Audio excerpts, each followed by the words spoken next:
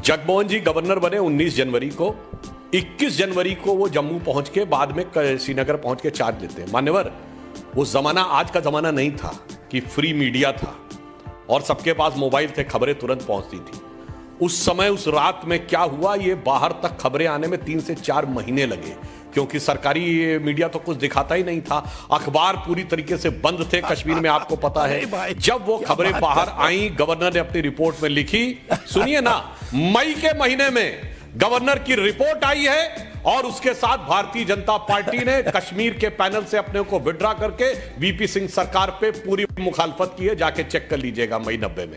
मगर ये बताइए, फारूक अब्दुल्ला की सरकार किसके समर्थन पे टिकी हुई थी? राशिद अली साहब, फारूक अब्दुल्ला की अपने दम की सरकार नहीं थी, कांग्रेस के साथ मिलकर मिली हुई सरकार थी। और जो आपने बात कहा कि हमारी सरकार में मंत्री थे, बिल्कुल ईमानदारी से मानता हूं। और आगे की बोलिए ना, हम तो मुफ्ती महबूबा मुफ्ती के साथ मिलकर भी सरकार चला चुके हैं। मगर हमारी सरकार में रहते हुए किसी ने वो तो छोड़िए नहीं बोला, आप में तो उल्टा था।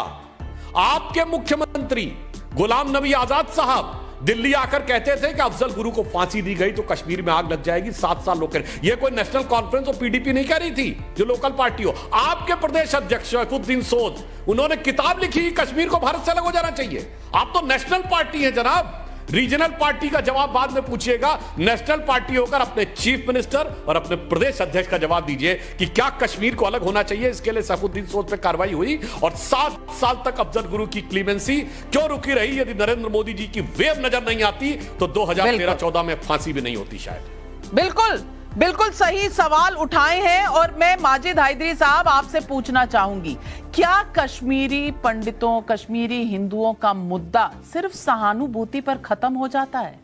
क्योंकि मैं पूछना चाहती हूं आपसे, अगर 10 घंटे पहले तक फारूक अब्दुल्ला की सरकार थी तो क्या उनको जवाब नहीं देना चाहिए? और सवाल जो उठाए हैं सुधांशु त्रिवेदी जी ने, कितने मुसलमान निकले कश्मीर से अगर ये कहा जाता है कि ये हिंदुओं पे जुल्म नहीं था, ये आतंकवादियों का कहर था? तो मुझे बताइए कि कितने वहां से मुसलमान निकले, सवाल उठाया सुधांशु त्रिवेदी ने, और कितने मस्जिदों को कोई हानि पहुंची, कोई क्षति पहुंची, जितने मंदिरों को पहुंची? ये सवाल तय करेगा कि उस वक्त हो क्या रहा था कश्मीर में। और ये एक रात की कहानी नहीं है, ये कहानी बन रही थी 3, 4, 5 सालों से, बल्कि 1983 से, जिसका जिक्र सुनील गावस्कर ने अपनी किताब में कहा है।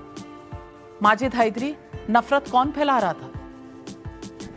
नाविका साहिबा, सबसे पहले तो मैं सुधांशु त्रिवेदी जी को ही जवाब देना चाहूंगा कि तुम हो के मुद्दतों से हमारे ना हो सके, हम हैं कि एक ही बार में दीवाने हो गए। लेकिन नाविका साहिबा, सबसे पहले मैं आज एक भविष्यवाणी करना चाहता हूँ। मुझे डर है कि कहीं विवेक अग्निहोत्री जी को पद्मश्री ना दिया जाए, क्योंकि उन्होंने कहा सिनेमा एक सॉफ्ट पावर है। इसमें डर क्या है? नहीं, इसमें डर क्या है? पद्मश्री तो, पद्म भूषण तो गुलाम नबी आजाद को भी मिला है। नहीं, डर क्या है? आपको क्यों डर सता रहा है? कि मुझे डर है क्योंकि स्लो पॉइजन है, उन्होंने कहा सॉफ्ट पावर, मैं कहता हूँ नहीं तो स्लो पॉइजन सुने नहीं, स्लो पॉइजन सिर्फ आपको विवेक अग्निहोत्री से नजर आता है। जो लोग अफजल गुरु की और जो लोग बुरहान वानी को बनाकर रखे हैं आइकॉन इस देश में, उनका स्लो पॉइजन आपको नहीं नजर आ रहा? देखिए मैडम, सब स्लो पॉइजन की बात करेंगे, लेकिन डॉक्टर फारूक साहब के विषय पे आते हैं। देखिए डॉक्टर नहीं, आप क्यों भाग रहे हैं? आपको तो डर सता रहा है ना स्लो पॉइजन का। तो स्लो पॉइजन आपको एक ही तरफ से नजर आता है, दूसरी तरफ से नजर नहीं आता। कौन से चश्मे हैं आपके?